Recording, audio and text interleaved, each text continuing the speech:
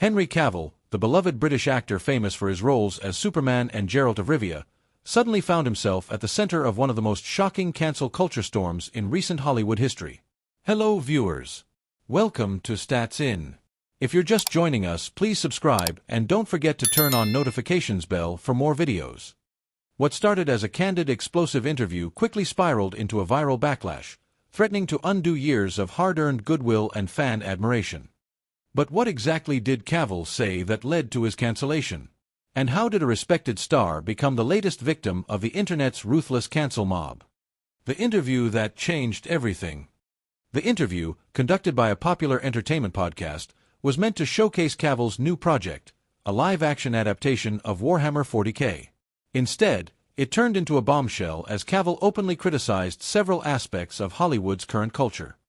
He voiced frustration with the increasing politicization of casting decisions, lamented what he called creativity being sacrificed for social agendas, and admitted he sometimes felt boxed in by the industry's expectations of political correctness. These remarks were immediately seized upon by social media users who labeled Cavill out of touch and problematic.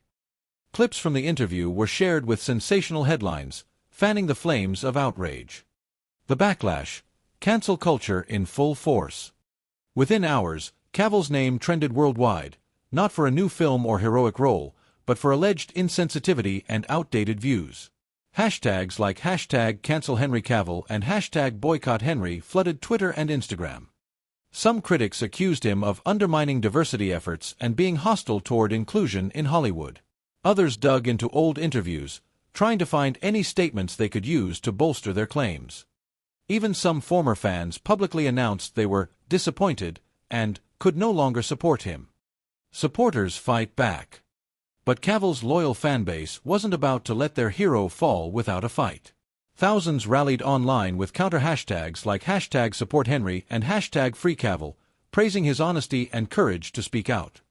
Fans argued that Cavill's comments reflected a desire to prioritize artistry over politics, not a rejection of progress or inclusivity. Many said cancel culture had gone too far and that the actor was simply expressing frustration with creative limitations. One fan tweeted, "Henry is not a villain. He's a passionate artist who wants to tell great stories. That's it." Industry reactions. Mixed and cautious. Hollywood insiders expressed mixed reactions. Some executives reportedly distanced themselves from Cavill to avoid controversy, while others admired his candor. A source close to Warner Brothers said, "Henry's comments were definitely risky. But he's a professional, and this kind of honesty is rare." Meanwhile, several directors and co-stars showed public support. One prominent filmmaker tweeted, "Henry Cavill is a true artist. We need voices like his, not silence." Cavill's response, silence or strategy. As the storm raged, Cavill remained notably silent on social media. Some speculated he was advised to lay low, while others believed he was reflecting on how to respond. His silence only fueled rumors and intensified debates, but his team emphasized that he was focusing on his new projects and personal well-being. What this means for Cavill's career. While no official studios have cut ties yet, the cancel controversy may complicate Cavill's future opportunities.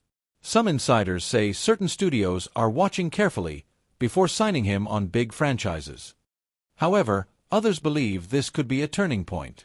Cavill's move to create his own content with Warhammer 40K could allow him to bypass traditional gatekeepers and control his narrative. Conclusion: the fall or the rise. Henry Cavill's cancellation saga is a stark reminder of how quickly public opinion can shift, and how risky it is for actors to speak honestly in today's climate. Whether this marks the beginning of a career downfall or a new chapter of independence remains to be seen.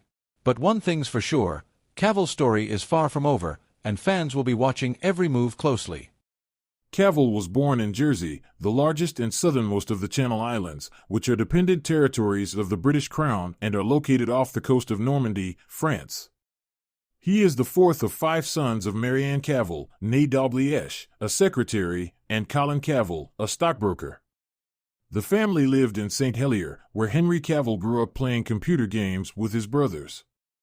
At age 13, he left Jersey to attend the Stowe School, a boarding school in Buckinghamshire, England. At Stowe, Cavill developed an interest in acting and participated in school productions, including Grease, A Midsummer Night's Dream, and Tom Stoppard's Dog's Hamlet. At age 16, he and his classmates had the opportunity to be extras in the movie Proof of Life, 2000, starring Russell Crowe. While on set, Cavill introduced himself to the recent Oscar winner, who encouraged him to pursue acting professionally. Cavill soon landed a role in Vendetta, 2001, followed by another in Kevin Reynolds' big-screen adaptation of The Count of Monte Cristo, 2002. For the part of Albert Mandego, Cavill, who has said that he was teased for being overweight as a kid, was encouraged to lose several pounds. In addition, Cavill had guest roles in a number of British television shows as well as supporting parts in the coming-of-age film I Capture the Castle, 2003, and an adaptation of the Celtic romance Tristan plus Isolde, 2006. During this period, Cavill auditioned for several iconic roles, including Superman and James Bond, which ultimately went to Brandon Routh in Superman Returns and Daniel Craig in Casino Royale, both 2006, respectively.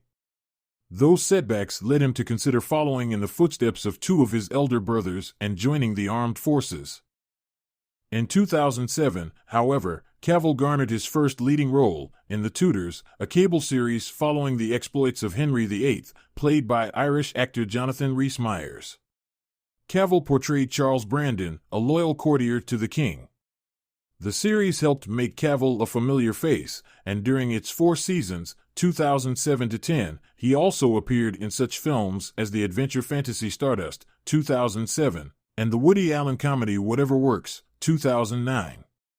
After The Tudors, Cavill proved his skill as an action star, playing Greek hero Theseus in Immortals, 2011, and the son of a CIA agent, played by Bruce Willis, in The Cold Light of Day, 2012.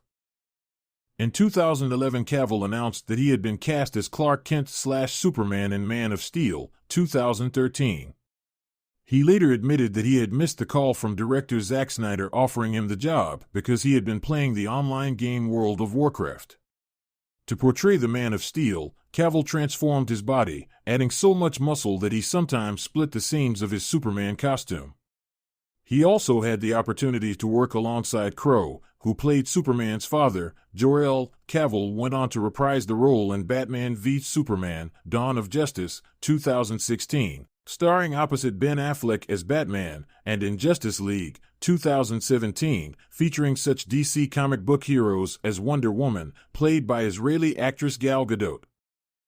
In between Superman films, Cavill starred in director Guy Ritchie's big-screen adaptation of The Man from UNCLE, 2015, playing a CIA agent who teams up with a KGB agent, played by Armie Hammer, and in Sandcastle, 2017, portraying a Special Forces captain on a 2003 tour of Iraq. Cavill then played the main antagonist in Mission Impossible: Fallout, 2008,